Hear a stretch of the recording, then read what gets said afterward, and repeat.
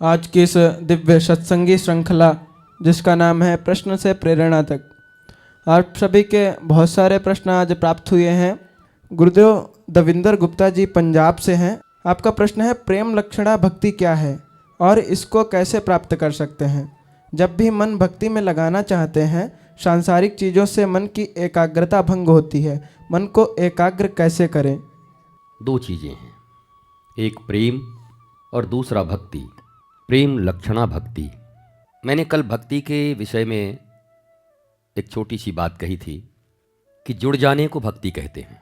भक्ति और विभक्ति, विभक्ति का अर्थ होता है हट जाना, छूट जाना, अलग हो जाना, और भक्ति का अर्थ होता है जुड़ जाना।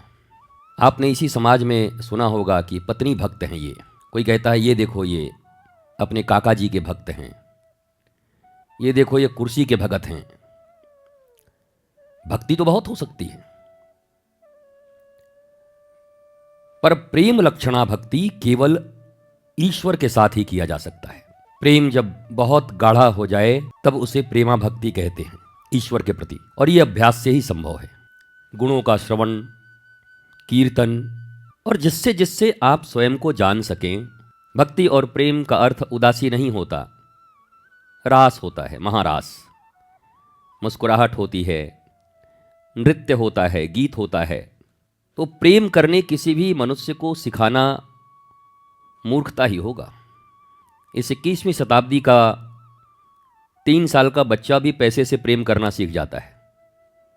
पापा 500, पापा 200। अब उसको तुम कहो कि प्रेम सिखाओ।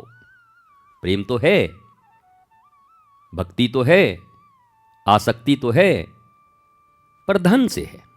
प्रेम तो है, भक्ति तो है, आसक्ति तो है, पर तन से है। प्रेम तो है, भक्ति तो है, आसक्ति तो है, पर पद से है, प्रतिष्ठा से है, लेकिन ईश्वर से नहीं, अपनी आत्मा से नहीं है। अंततः जिसको पाकर हम आनंदित होंगे, सिकंदर की तरह सब कुछ होते हुए भी और रोते हुए इस जहां से नहीं जाएंगे, वो प्रेम भक्ति ही है। और सबसे पहले एक गुरु का वर्ण करना होता है, और उनके मार्ग में उसी पद्धति से साधना करते हुए हम ईश्वर तक पहुंच सकते हैं। ईश्वर का अर्थ आनंद होता है। ईश्वर का अर्थ कोई केवल मूर्ति मत समझना, एक विग्रह मत समझना। श्रीमद् भागवत जी में लिखा हुआ है कि जो अंत समय तक भी केवल विग्रह में ही सब कुछ देखता है, उसके लिए एक शब्द बड़ा अलग लिखा है, जस्ट लाइक अ डोंकी। ये अच्छा नहीं है कि अंत तक जो केवल मूर्तियों में ही प्रेम ढूंढ रहा है, मूर्ति से प्रारंभ हो और मूर्त तक पहुंचे, तब ये प्रेम सार्थक होता है। एकाकी से शुरू हो और समग्र ब्रह्मांड में वो प्रेम प्रसारित हो जाए। अपने घर और परिवार से शुरू हो और समाज, राष्ट्र, विश्व, प्राणी मात्र और समग्र ब्रह्मांड में उनका ही दर्शन होने लगे। कुछ स्वयं के शरीर तक रुक जाते हैं, कुछ परिवार तक रुक जाते हैं, कुछ समाज तक रुक जाते हैं, मैं समाज सेवी हूं। कुछ राष्ट्र तक रुक जाते हैं, कुछ मानवता मानवता तो करते हैं पर पशु याद नहीं रहते उनको। कुछ को पशु भी याद रहते हैं, फिर प्रकृति याद नहीं रहती, जंगल याद नहीं रहता, नदी याद नहीं रहती। पर जब समग्रता से उसी चेतना को हर जगह महसूस कर सकें, कण कण में मेरे राम, कण कण में कृष्ण, हर कंकर में शंकर, ये भाव गोपियों की तरह हो जाए। आप वृंदावन में बैठे हो, गोपी क्या कहती है उद्धव को? उद्धव मन न भय 10-20, एक हूं तो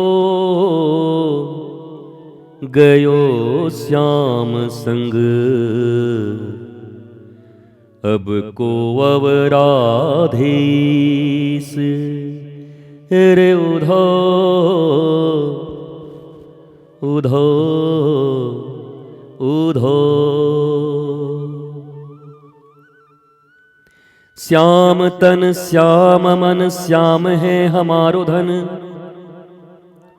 आठों याम ऊधो हमें श्याम ही सो काम है। श्याम हिया श्याम जिया श्याम बिनु नाही तिया, आंधे किसी लाकरी आधार श्याम नाम है। अरे ऊधो तुम भय बौरे और पाती लेके आए दौरे, तेरे योग जोग नियम कहाँ राखूं रे उधो, यहाँ रोम रोम श्याम है। वो बादलों को देखती तो उन्हें कृष्ण याद आती है, वो आंखों की पुतलियां देखती तो उन्हें कृष्ण नजर आते। कुछ तो संत यहां कहते हैं कि गोपी जब रोटी बनाती और थोड़ा कोई रोटी सांवला जैसा हो जाता तो फिर बना ही नहीं पाती, मतलब मेरे कृष्ण आ गए। हर जगह वो कृष्ण को देखती है। प्रेम जब घनीभूत होता है, एक स्कूल और कॉलेज में लड़के और लड़की का प्रेम होता है तो आप देखते हो, बावरा हो जाता है, पागल हो जाता है, मां बाप छोड़ देता है, समाज छोड़ देता है, संसार छोड़ देता है, और तो और छोड़ो अपना जीवन भी छोड़ देता है, सुसाइड भी कर लेता है। एक आसक्ति में इतना अपनापन, प्राणों तक का भी लेस मात्र बोध नहीं रहता, मृत्यु को भी गले लगा लेता है। आप जरा सोचो, जिन्हें हम परमात्मा कहते हैं, ईश्वर कहते हैं, गुरु कहते हैं, श्याम कहते हैं, क्या इतना प्रेम हमारा उनसे है? मैंने कई बार कहा कि एक तरफ अंबानी 10-10 करोड़ बांटने लगे और एक तरफ साक्षात श्री कृष्ण खड़े हो जाएं, भारतीयों पर तो मुझे पक्का विश्वास है कि भारतीय कृष्ण के पास नहीं, अंबानी के पास ही खड़े होंगे, क्योंकि कहेंगे कृष्ण कहां जा रहे हैं, ये 10 करोड़ आ गया तो फिर आगे देखते रहेंगे, फिर कृष्ण से मिलते रहेंगे। तो जिसके प्रति महिमा हमारे हृदय में है, बचपन से हमने सुना है, उसी महिमा का गुणगान किया है, हम उसी की तरफ आकर्षित होते हैं। मीरा 3 वर्ष से कृष्ण को ही मानती थी, तो कृष्ण की तरफ आकर्षित हो गई। 5 वर्ष के भीतर तक ही बच्चों को भक्ति, ज्ञान, विवेक, वैराग्य, बोध का ज्ञान दिया जा सकता है। इसे याद रखना, जिनके बच्चे अभी नहीं हुए, तुम्हारे माता पिता ने तो शायद ये नहीं किया होगा, चूक गए, तुम मत चूकना। 5 साल तक तो तुम्हारे माता पिता ने वो मामी, काकी, बुआ, मासी, मौसा यही सिखाती रह गई होंगी तुम्हें। पर विज्ञान ये मानता है कि 5 वर्ष की आयु तक बच्चा जो सीख लेता है वही पक्का है। उसके बाद ये जो कॉन्वेंट की पढ़ाइयाँ हैं उसके अंदर में बस विकृति ही लाती हैं, संस्कृति नहीं लाती। परंतु अभ्यास से सब संभव है। उम्र बढ़ गई है तो आप चिंतित मत होना। अगर दृढ़ निश्चय हो, भगवान राम के पूर्वज राजा खटवांग 48 मिनट पहले उन्हें बोध हुआ मृत्यु के कि मुझे ईश्वर में लीन होना चाहिए, और 48 मिनट के साधन से उन्होंने भगवान को प्राप्त कर लिया। 48 मिनट में तो यह संभव है, यह कर सकते हैं। निरंतरता जीवन में किसी के नहीं है। और याद रखो, भक्ति में भी अगर निरंतरता नहीं है, हमारे गुरु ने कहा लेगे थाका, अरे रितेश्वर लगे रहना, छोड़ना मत। भगवान के पीछे भी पड़ना तो बिना अनुसंधान किए मत छोड़ना, और नहीं छोड़ोगे तो ईश्वर को तुमको मिलना ही पड़ेगा। तो हमारी एक ये वृत्ति है लगने की, ये गेन ठीक नहीं है। आप सारा चीज हटा दीजिए और केवल रॉ बना दीजिए। कल भी पीड़ित था, आज भी पीड़ित हूं, and it's not good. Dharmendra ji हैं बरेली से। गुरुदेव, आपका प्रश्न है, यदि कोई व्यक्ति अपने पूरे जीवन में गंदे आचरण और मांस मदिरा का सेवन करके अपने आध्यात्म को भूल चुका है, तो उसका इस भवसागर से बेड़ा कैसे पार हो सकता है? उसे अपने जीवन में क्या क्या बदलाव लाने चाहिए? देखो, बदलाव तो आ गया। जब ये समझ में आ गया कि गंदे आचरण मैंने किए हैं, मांस मदिरा का मैंने सेवन किया है और ये गलत है, तो मैं तो ये कहता हूं कि बदलाव का जो सबसे बड़ा सीढ़ी है वो सीढ़ी तुमने चढ़ लिया। अब तुम्हें वो छत मिलेगा ही मिलेगा, तुम निश्चय ही परमात्मा के होके रहोगे। क्योंकि ये भान हो जाना, रावण को अंत तक ये भान ही नहीं हो पाया कि वो अहंकारी है। बोले नहीं जी, मैं तो बहुत अच्छा हूं जी, मेरा तो स्वभाव बिल्कुल अलग है जी, मैं तो बिल्कुल देखो सोशल वर्कर हूं, लंका में मेरी जय जयकार देखो। आदमी के अपने दुर्गुण जिस दिन समझ में आ जाएं, फिर आदमी को बहुत मेहनत नहीं करना, 50% भी नहीं, ध्यान से सुनना। शास्त्र भी कहता है 90% युद्ध तुमने जीत लिया और 10% संत और गुरु की शरण में रहोगे तो वो भी जीत लोगे। ये समझ लेना ही कि मैं गलत हूं बहुत बड़ी बात है। इस पृथ्वी पर यही तो नहीं समझ रहे हैं। ये जो रिलेशनशिप ब्रेक हो रहे हैं, पति पत्नी में लड़ाइयां हो रही हैं, पिता पुत्र अलग हो रहे हैं, मित्र मित्र अलग हो रहे हैं, किस लिए? वो समझ ही नहीं रहे। पति पत्नी की दुर्गुण को देखने में व्यस्त है और पत्नी पति के दुर्गुण को देखने में व्यस्त है। काश की 1/5 भी अपने भीतर भी वो दुर्गुण देख पाते और उन दुर्गुणों के ऊपर काम कर पाते। आप याद रखो, इस पृथ्वी पर आप किसी को अच्छा नहीं बना सकते। आपसे बड़ा हारा हुआ मनुष्य कोई नहीं होगा अगर आपने किसी को अच्छा बनाने का प्रयत्न किया। कभी मत करना, बहुत खतरनाक बात है ये। तो बोला गुरुजी आप क्या कर रहे हो? बोला हमारा तो मौज है, हमारे गुरु ने हमको आज्ञा दी जब तक जिंदा रहो शास्त्रों की चर्चा करते रहो, संतों की चर्चा करते रहो। प्रोडक्ट ये है कि मैं अपने गुरु की आज्ञा पालन करता हूं ताकि मुझे याद रहे। बाई प्रोडक्ट ये है कि सुन करके तुम्हारा मंगल हो जाए तो तुम्हारी मर्जी, नहीं हो तो तुम्हारी मर्जी, हमारा क्या फर्क पड़ता है? उससे मेरा कोई फर्क नहीं पड़ता। आप बनो न बनो उससे मेरा कोई फर्क नहीं। कोई आपके लिए आयोजन किया गया है, इतना भी महत्वपूर्ण अपने आप को मत समझ लेना। भैया महाराज ने आश्रम लग रहा है हम लोगों के लिए बनवाया है, महाराज ने सत्संग हम लोगों के लिए किया है। कुछ नहीं कुछ नहीं कुछ नहीं। आप नहीं भी आओगे तब भी ठाकुर जी को सत्संग सुनाऊंगा मैं, और मेरे भीतर जो ठाकुर जी बैठे हैं उन्हीं को सुनाऊंगा। तुम्हारे कदम बहके न बहके मेरे कदम बहकने से बच जाएं, इसलिए प्रतिदिन मैं स्वयं को ही सत्संग सुनाता हूं। यह हमारे गुरु का दिया हुआ नियम है और आपके भी जीवन में यही होना चाहिए।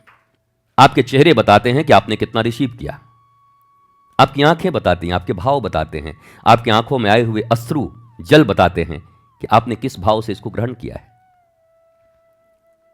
ये तो भीड़ में अपने 10-8 आदमी बैठे रहते हैं, भीड़ में लोग बिठाते हैं 10 आदमी यहाँ 10 आदमी यहाँ कि कुछ हम बोले बस तड़तड़ा के ताली बजा देना, वो आदमी को कुछ पता नहीं। कोई तो तंबाकू भी बना करके 2 बार ऐसे ऐसे कर दे तब भी आदमी ताली बजा दें, कुछ तो अच्छा ही बात होगा। हाँ, अगर वो तंबाकू है ना वो बनाते हैं बिहार में, वो ऐसे ऐसे करके पहले खूब रगड़ते हैं, उसके बाद ऐसे, वो तो कई बार तो पंडाल में ऐसी ताली बज गई, लोगों ने कहा क्या हुआ? बोला नहीं उन्होंने बजाया। बोला हम तो अपना तंबाकू ठोक रहे थे। इन तालियों का कोई मूल्य नहीं है। मूल्य है तुमने कितना रिसीव किया, तुमने कितना स्वीकार किया, और स्वीकारोक्ति के साथ आगे बढ़ने के तुमने कौन से संकल्प लिए, और वो करोगे तो तुम आनंदित हो जाओगे। और याद रखो तुम्हारी ये तालियां वो शायद कलाकारों को बड़ी प्रसन्नता देती होंगी। मैंने सुना है कई कलाकारों की, कलाकार की असली पूंजी तो ताली है। हम के दूसरे के ऊपर निर्भर हो, पक्के भिखारी लगते हो। ये तो भिखारियों का काम है दूसरे में, बाबूजी कुछ अगर आपके जेब में होता, बाबूजी 2 रोटी। ये तो भिखारी करते हैं। तुम लोगों की तालियों के ऊपर निर्भर हो, ताली न बजाए तो तुम छोटे हो जाओगे, तुम्हारी कला समाप्त हो जाएगी। यही तो तानसेन और स्वामी श्री हरिदास जी के बीच हुआ। तानसेन स्वामी श्री हरिदास जी का शिष्य, अकबर के दरबार में नवरत्न, और कहता है कि तुमसे बड़ा दुनिया में कोई गाने वाला है नहीं, बजाने वाला है नहीं। तानसेन कहते कि तुमने हमारे गुरु को नहीं सुना, नहीं तो हमको सुनना भूल जाओगे। अरे छोड़ो जी। फिर एक बार तय हुआ चलो सुन के आते हैं। वो क्या हुआ, अकबर कुछ बन के आया, नौकर बन के आया, वो मालिक बन के आए, वो सब कथाएं अलग हैं। जब यहाँ आए और स्वामी श्री हरदास जी ने सुरतान लय छेड़ी तो अकबर तो फ्लैट हो गया। और जब वापस लौटा तो बोला, जब तानसेन गाने लगा, बोला कहाँ तुम्हारे गुरुदेव और कहाँ तुम घोंचू लाल। बोला अभी तक तो तुम कहते दुनिया में तुमसे अच्छा कोई नहीं है, और अब तुम कहते हो कि हम बिल्कुल बेकार हैं। बोला हमने तुम्हारे गुरु को नहीं सुना था। कहां गुरु और कहां तू। तो तानसेन भी बड़ा तगड़ा आदमी था। उसने कहा क्यों नहीं, मैं गाता हूं दुनिया के एक छोटे से देश के बादशाह को खुश करने के लिए, और हमारे गुरु गाते हैं उस सच्चे बादशाह को खुश करने के लिए। अंतर तो होगा ही, मैं तेरे अंडर में हूं, वो बड़े बादशाह श्री कृष्ण के अंडर में है। उनके राग तो अलग होने ही चाहिए। इस बार मन तो किया होगा ताली बजाने का, लेकिन गुरुजी ने ऐसा कह दिया अब बजा ही दो। इस बार तो इच्छा हुई होगी। कभी कभी हृदय की बातें आती हैं। वो आए भी तो दबाओ भी मत इतना कि अरे ये तो ऐसा कसाई गुरु निकला कि ताली भी नहीं बजाने दे रहा है, और हाथ खुजली होगा ऐसे से करके कि अब तो बजा दूंगा, यहां लाके ऐसे मत रोकना, अब बजे तो बज जाने दो। मैं ये कहता हूं कि तुम्हारे भीतर में उमंग हो, तरंग हो, रंग हो, तुम आह्लादित हो उठो, रस से भर उठो, रसौ वै शह। तो तुम्हारे प्रश्न का उत्तर यही है कि अब काम बन गया है, क्योंकि तुमने यह समझ लिया है। बड़े बड़े साधु संत, बड़े बड़े लोग भी अपने अंतिम समय तक ये नहीं समझ पाते कि हम में भी कोई अहंकार है, हम में भी कोई त्रुटि है। मेरे बच्चे, तुम्हें तो यह समझ आ गया कि तुम गलत पथ पर थे। अब तुम निश्चित ही भगवान के पथ पर चलोगे, और भगवान राधा रानी की कृपा तुम पर निश्चित होगी। अमृत सिंह जी है एमपी से। आपका प्रश्न है, गुरुजी क्या अपने पैसों से दोस्तों को मांसाहारी पार्टी देना अपराध की श्रेणी में आता है? यदि अपराध की श्रेणी में आता है तो हम इससे कैसे बच सकते हैं? तुमको हम मरवा दें, चाहे अपने पैसे से, चाहे तुम्हारे पिता के पैसे से, चाहे अमेरिका के राष्ट्रपति के पैसे से, तुमको कैसा लगेगा? मरना चाहोगे? पैसा किसी का हो, मृत्यु ठीक है क्या? जैसे तुम मरना नहीं चाहते, वैसे कोई जीव मरना चाहता होगा क्या? यह प्रश्न ही अमानवीय है।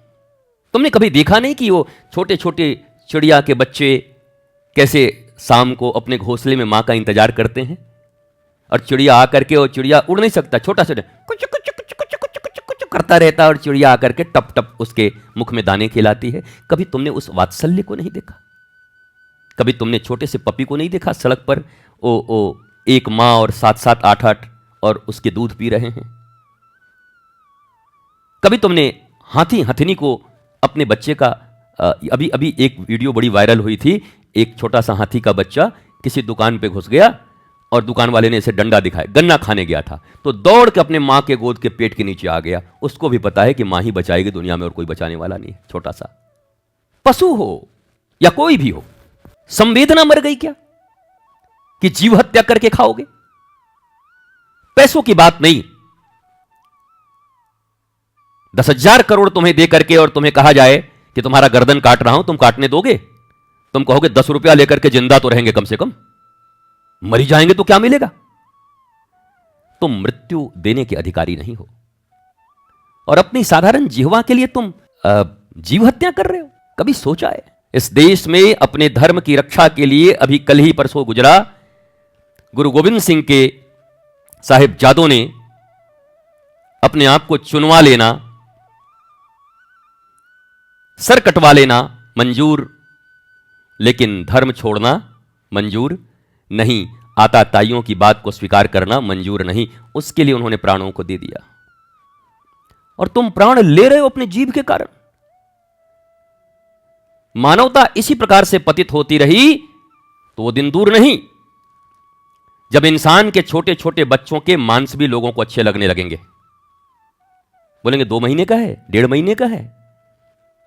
और जिस तरीके से असुरता बढ़ रही है, बड़ी बात नहीं है। कभी न कभी ये टीवी में न्यूज देख लोगे, इंटरनेट पर, कि बच्चों के मांस खाता था। तुम्हारे बच्चे को कोई उठाकर लेकर मारकर खा जाए, और तुम्हें 10,000 1 करोड़ रुपया दे दे, तुम दे दोगे? तो उन बेजुबान मतलब तुम समझ नहीं सकते उनकी आवाज को, उनकी भाषा को। उन पशुओं को मारकर पैसे का यहां क्या? दोस्त का पैसा, अपना पैसा। जीव हत्या नहीं, नहीं, नहीं। जिह्वा के लिए हमें जीव हत्या नहीं करनी है। महाराज जी उन्होंने तो किया था, उससे तुम्हें क्या लेना देना? किसने क्या किया था? बहुत सारी बातें शास्त्रों में बाद में गड़बड़ लिख दी गई हैं। शास्त्र को भी बहुत सही मत मानना। वर्तमान जो शास्त्र हैं और इतना विरोधाभास जो चल रहा है भारतवर्ष में, कोई एक पन्ना निकाल के गाली देता है, कोई दूसरा पन्ना निकाल के गाली देता है, कोई तीसरा पन्ना निकाल के गाली देता है, ये सब बदले बदले हैं। मैंने कई बार कहा कि विलियम्स नाम का अंग्रेज 1-1 करोड़ रुपए देता था भारतीय सनातन शास्त्रों के श्लोकों को दूषित करने के लिए। एक हलंत और एक विसर्ग अगर मिट जाए तो पूरे अर्थ समाप्त हो जाते थे, गलत हो जाता था। इसलिए शास्त्र भी वर्तमान में जो लिखे हुए हैं वो हर कुछ विश्वसनीय नहीं है। और शायद इसीलिए वाल्मीकि जी ने कहा था, रामो विग्रहवान धर्म। मैं तो ये कहूंगा कि कोई निर्लोभ अनासक्त गुरु मिल जाए तो मेरा ये अवश्य मानना है कि अन्य शास्त्र की जरूरत ही नहीं, गुरु ही मेरा चलता फिरता शास्त्र है। वो जो कह देगा उसी से शास्त्र निश्चित होता है।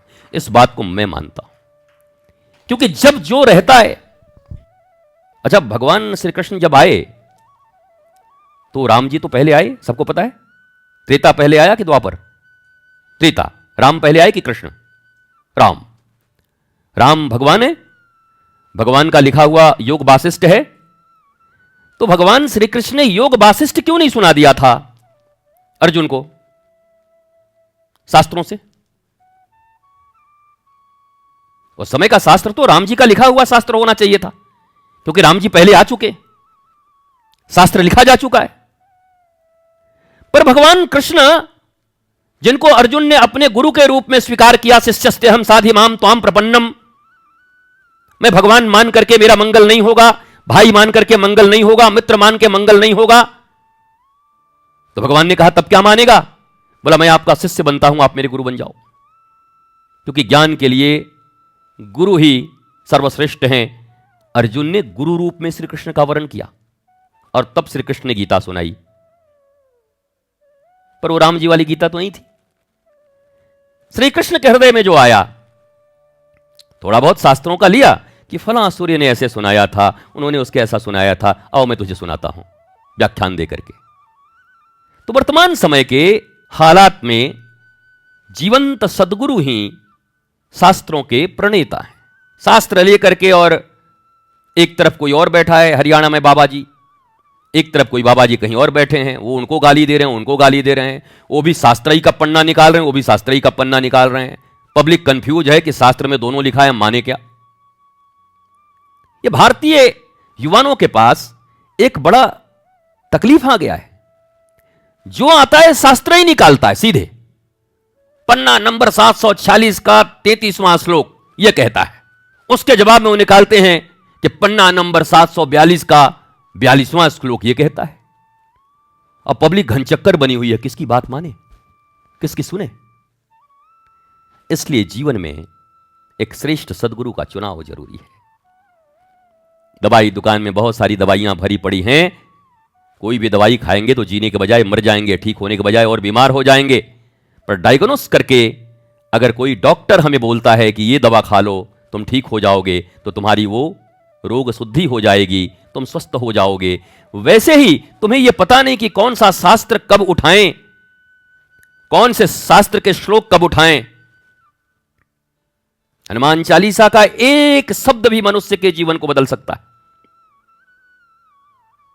जय जय से ही बदल सकता है, पूरा मत पढ़ो श्री गुरु चरण सरोज। हनुमान, हनुमान शब्द ही कोई जान ले तो उसका जीवन बदल जाए। हनुमान जिसने अपने मान का हनन कर दिया, मान अपमान सम्मान से ऊपर उठ गया। अहंकार गया तो करतार आएगा, अभिमान गया तो भगवान आएगा। न हमारा अहंकार जाता, न जीवन में करतार आता, न हमारा अभिमान जाता, न हमारे जीवन में कभी भगवान आता है। क्योंकि इसके गए बिना वो आ ही नहीं सकता। प्रेम गली अति सांकरी, तामे दून समाही।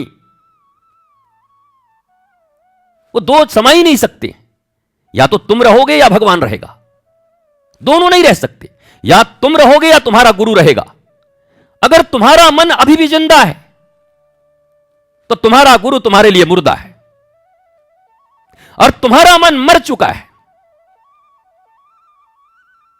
न खाता न बही, मेरे गुरुदेव जो कहें वही सही।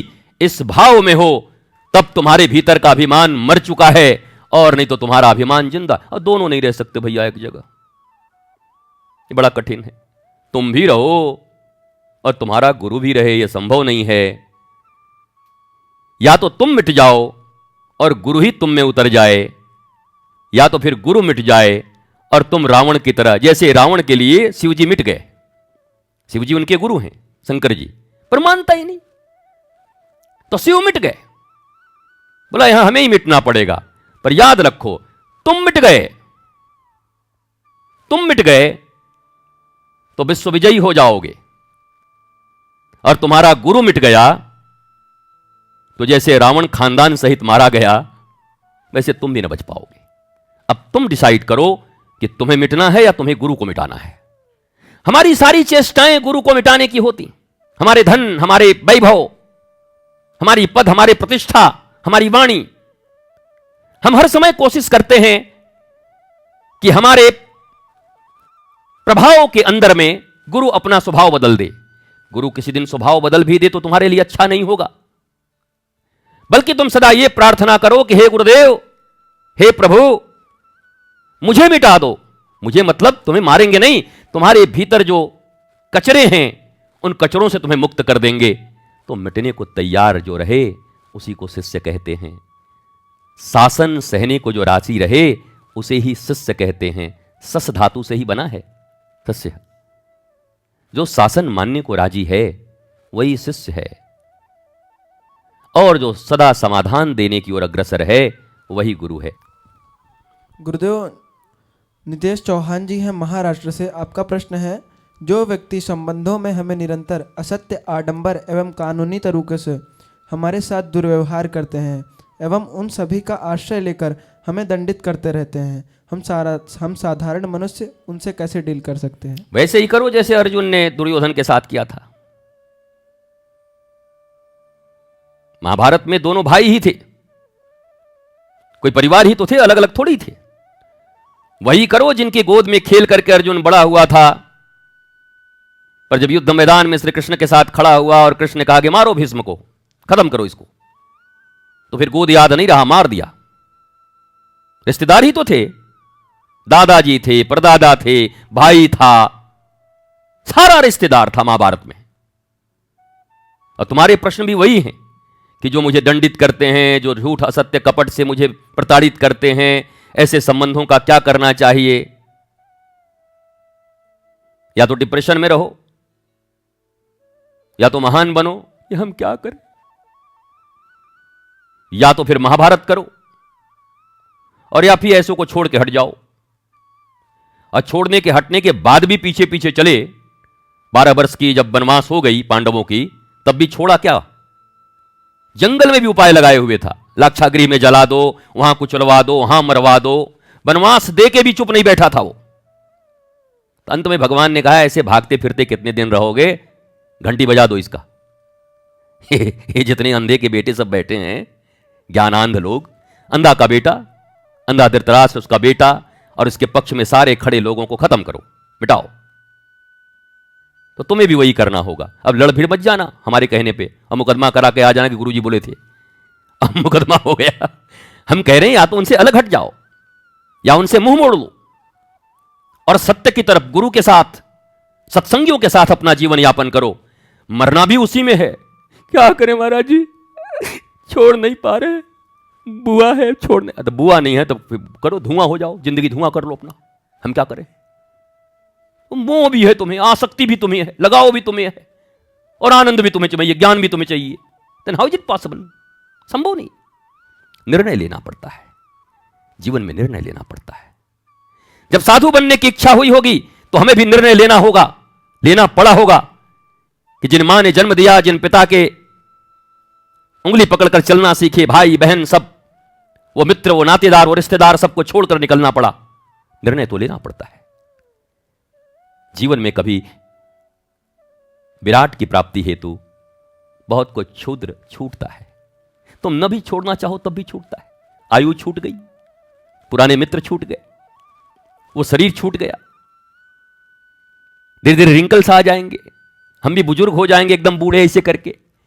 दांत चली जाएगी, पानी लाओ बाबू, हम भी ऐसे बोलेंगे। तुम न भी छोड़ना चाहो तो दांत छोड़ देगा, आंत छोड़ देगा, चमड़े छोड़ देंगे। कब तक रखोगे बचाकर? तो इससे तो अच्छा है कि धर्म के पथ पर चलते हुए जब उचित समय हो तो अनासक्त होकर उसी वक्त वैसे चीजों का परित्याग कर देना चाहिए। भरत ने एक क्षण नहीं लगाया अपनी मां को छोड़ने में, एक क्षण नहीं लगाया मां को छोड़ने में। दुनिया की छोड़ो, मां को छोड़ आया। प्रहलाद ने एक क्षण नहीं लगाया पिता को छोड़ने में। ऐसे प्रश्न जिनके हों उनके लिए यही जवाब है। कभी कभी होता है लोगों के मन में प्रश्न, महाराज जी क्या करूं, मामा जी ऐसे बोल रहे हैं, बुआ जी ऐसे बोल रहे हैं, सास ऐसे कर रही है, ससुर ऐसे कर रहे हैं, क्या करें? ऐसे प्रश्न आते हैं जीवन में कभी कभी। तो उस समय यही निर्णय लेना, जो महात्मा भरत ने किया वही मैं करूंगा, जो प्रहलाद जी ने किया वही मैं करूंगा। मैं धर्म के पथ पर चलूंगा। पहले प्रयत्न करूंगा कि उनके साथ मेरा एडजस्टमेंट हो जाए। 10 दिन, 15 दिन, 1 महीने, 2 महीने, 2 साल, 3 साल, पर क्या अपने को गाड़ दोगे, खत्म कर लोगे? 70 साल की जिंदगी मरी जाओगे? इतना कुर्बानी मत दो, इतना बलिदान मत दो। जब समझ ही लो कि काम नहीं बनेगा, अब तो मैं ही बर्बाद हो जाऊंगा, तो उस समय परित्याग कर दो। त्याग, त्यागात शांति, शास्त्र का एक सूत्र है, त्याग में बड़ी शांति है। तो उस समय त्याग को अपनाओ। आसक्ति भी है, मोह भी है। हम गुरु से पूछने क्या आते हैं, महाराज जी मैं ऐसा वो मेरे को छोड़ दिया है, मेरा जी नहीं लगता, मैं मर जाऊंगा, मेरे को कैसे भी वो मिलना चाहिए, मेरे को बसीकरण मंत्र दे दीजिए। कोई बसीकरण मंत्र नहीं है। बसीकरण और ससीकरण और ये सब कोई मंत्र नहीं है। सीधा एक ही मंत्र है, जिसने तुम्हारे हृदय पर घात किया तुम उसके ऊपर प्रतिघात कर दो, दोबारा लौट के भी आए तो ऐसे दिखा देना, ठेंगा, नो वैकेंसी, जा हट जा। सीधी बात। कब तक स्वीकार करते रहोगे? कब तक अपने जीवन को यूं ही कुठाराघात से घायल करते रहोगे? आखिर यह जीवन तुम्हें भी 70 साल के लिए ही मिला है। इन्हीं 70 साल में तुम्हें कृष्ण की अनुगति करनी है, अनुराग करना है, आप्ति करनी है, महारास करना है। कब तक बलिवेदी पर चढ़ते रहोगे? कब तक? जीवन सबसे अमूल्य है और आनंद उसका प्राण है। दुख देने वाले और दुखों में झोंकने वाले लोगों के प्रति कोई दया का भाव मत रखना, एक्सेप्टेंस का भाव मत रखना। क्षण भर में निर्णय लेना, राह अलग करना, धर्म यही सिखाता है। बार बार बार बार ज्ञान होने के बाद भी धृतराष्ट्र को कभी कभी ज्ञान हो जाता था। वो जो विदुर थे वो नीतिज्ञ थे, सिखाते थे कि क्या कर रहे हो, क्यों तुम इसके पीछे पड़े हो, बेटे के पीछे। हाँ विदुर तुम ठीक कह रहे हो, ये पुत्र गलत कर रहा है, लेकिन क्या करूं विदुर, पुत्र है, ममता जाती नहीं। तब विदुर ने कहा कि बिना कुटाई के बिना तुम नहीं मानोगे। तुम्हारी कुटाई होगी ओखली में लग रहा है, खानदान सहित। और देखो 99 पुत्रों में 100 पुत्रों में कोई नहीं बचा।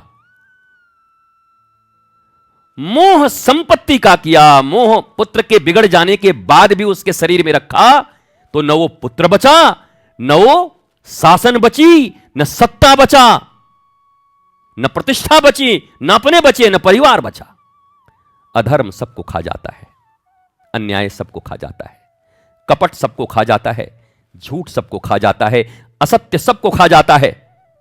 इसलिए सत्य, प्रेम, न्याय, करुणा, धर्म और शाश्वत पथ पर चलना ही मनुष्य का परम कर्तव्य है। जितनी जल्दी सीख लोगे उतना अच्छा है, और जितने देर में सीखोगे तो उतनी जिंदगी रोते रहते गुजर जाएगी। और मरने के बाद सीखने का कोई उपाय नहीं, क्योंकि दूसरा जन्म होगा ये हमको कुछ पता नहीं। आपको पता है क्या? आप में से किसी को अपना पहला जन्म याद हो तो हाथ उठाइए। पहले जन्म में क्या थे? चश्मा कहां रखें ये याद नहीं है, कलम कहां रख दिया ये याद नहीं बहुतों को। मोबाइल खोजते चलते हैं दिन भर में 5 बार, अरे मेरा मोबाइल, मेरा मोबाइल, ऐसा लग रहा प्राण चला गया। मोबाइल याद नहीं बंदे को, चश्मा याद नहीं, दूसरा जन्म याद है तुम्हें? जो है यही जन्म है, और इसी जन्म में धर्म को साधना है। ये फिर जो बहानेबाजियां हैं, महाराज जी अब इस जन्म में तो नहीं होगा, अब अगले जन्म है? दिल बहलाने को ख्याल गालिब अच्छा है, जो अभी नहीं कर सकते वो अगले जन्म में करेंगे। आज अभी और इसी वक्त निर्णय की आवश्यकता है। ये वृंदावन में एक लाला बाबू का मंदिर है।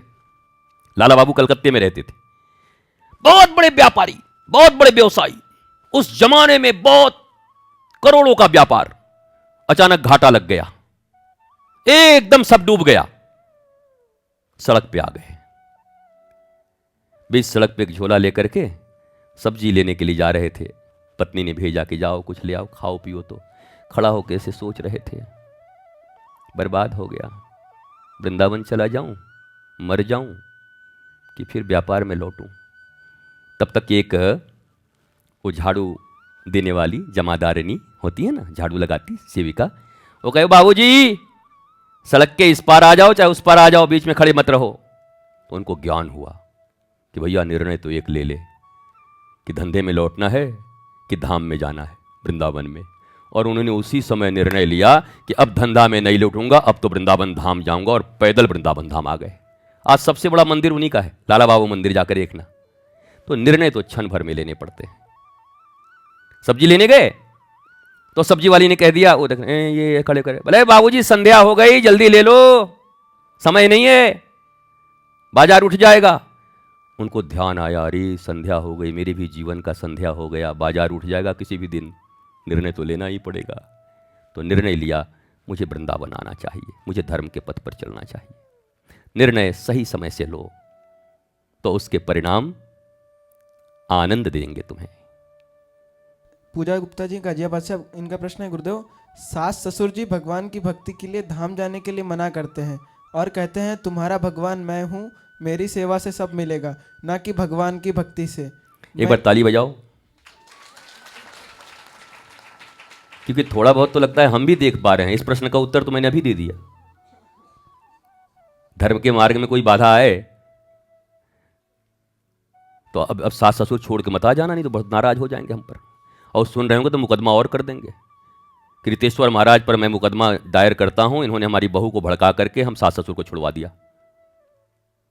कहने का तात्पर्य यह है, देखो शिष्य कभी भी अपने गुरु को भगवान से कम मानता नहीं। जो भगवान और गुरु में भेद करता है उसे शिष्य होने का अधिकार नहीं। और गुरु कभी अपने आप को भगवान कहता नहीं, वो सदा अपने आप को भगवान का दास कहता है। गुरु खुद ही को भगवान घोषित कर दे और चेला भगवान मानने को राजी नहीं तो धमा चौकड़ी चलती रहती। तो इसलिए निश्चित है मातृदेवो भव पितृदेवो भव, और माता पिता ही सास ससुर हैं, देवता की तरह हैं, उनकी सेवा करनी चाहिए। पर धर्मपथ पर उनको खूब सेवा करिए, सेवा करके बोलिए कि एक बार वृंदावन हुआ हूं क्या 2 दिन के लिए। अगर आप अब एकदम परिस्थितियां प्रतिकूल हैं, वो बेड से नहीं उठ सकते, कोई उनका सहारा नहीं, तो मुझे लगता है कि उनकी सेवा करना ही उस समय वृंदावन आने जैसा है। पर अगर वो ठीक ठाक हैं, चकाचक डोसा और वो चाउमीन चबाए जा रहे हैं और उसके बाद कह रहे हैं कि हम भगवान हैं, तुम कहीं नहीं जा सकते, तब मामला थोड़ा गड़बड़ लगता है। तब उनके लिए डोसा और चाउमीन की व्यवस्था करके वृंदावन घूम आओ एक बार, कि आप खाते रहो, हम घूम के आते हैं। आप समझ गए ना? अगर जरूरत हो तो उस वक्त उनके लिए सर्वस्व है, पर लगे कि नहीं वो तो कुछ करने ही नहीं देना चाहते। हर जीव का अधिकार है कि वो इसी जन्म में अपने आत्मज्ञान को प्राप्त कर ले, प्रभु से मिलन का तड़प उसके भीतर में आए, और किसी भी जीव को इससे रोकना, अपने आप को सामने खड़ा करके कि तुम्हारा अधिकार नहीं, तुमको यही करना है, ये ठीक नहीं। 5 वर्ष के बच्चे को भी जब प्रहलाद के पिता ने रोका तो प्रहलाद रुके क्या? मीरा रुकी क्या? ध्रुव रुके क्या? नहीं रुकते। भगवत प्राप्ति और आपत्ति से कभी नहीं रुकते। लेकिन इसका अर्थ फिर मैं कह रहा हूं, माता पिता का अवज्ञा नहीं, सास ससुर का अवज्ञा नहीं, उनकी सेवा करो। और धीरे धीरे धीरे धीरे धीरे वो भी समझेंगे कि इसे भी धर्म करने का अधिकार नहीं है। पर एकदम ही जब रावण हो जाएं तो फिर विभीषण की तरह छोड़ करके राम जी के शरण में आ जाओ। अब रावण को कौन इतना संभाल के रखे, वो तो भाई था। अब बोले हम तेरे बड़े भैया हैं, बड़े भाई के खिलाफ जाना मतलब सब धर्म के विरुद्ध है। विभीषण ने कहा अब धर्म के विरुद्ध हो चाहे कुछ, तेरा त्याग जरूर करूंगा, तेरे पास रहना ही धर्म के विरुद्ध है। तो अब ये तो आपके ऊपर है और परिस्थितियों के ऊपर है कि क्या निर्णय लेना है। ये परिस्थितियों के ऊपर है। उस समय गुरु से पूछकर परिस्थितियों के अनुरूप निर्णय लें।